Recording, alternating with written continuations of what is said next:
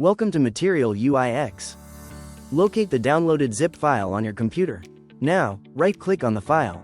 From the menu, select Extract All or Extract Here, depending on your system. This will unzip the package and make the project files accessible. Wait for the extraction process to complete. Once done, you'll see a new folder containing all the project files, ready to use. Open the project in Android Studio or IntelliJ IDEA, just like you would with any regular Gradle project.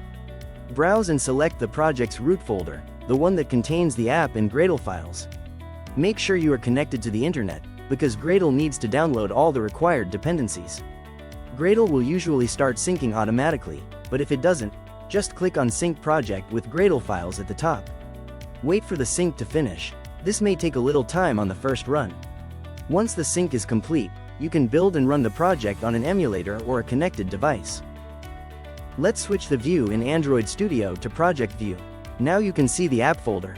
Double tap to expand it, and inside, you'll notice several important folders. First is the source folder. Here you'll find files like the Android manifest.xml, Java or Kotlin source code, and configuration files.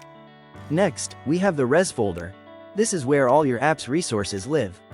Inside, you'll find the drawable folder for images and icons, the font folder for custom fonts, the layout folder for XML layouts that define your UI, a special layout land folder for layouts optimized for landscape orientation, the navigation folder for navigation graphs, and the values folder, which stores strings, colors, and themes for easy management. If you expand the Java folder, you'll notice multiple packages. Each package is used for different parts of your app like screens, features, or utilities. For example, let's open a layout file. Simply hold Ctrl and click on the reference, and Android Studio will open the related XML page. Here, you can see a list of views used in the layout. If you want to reuse any view, just copy and paste it wherever needed.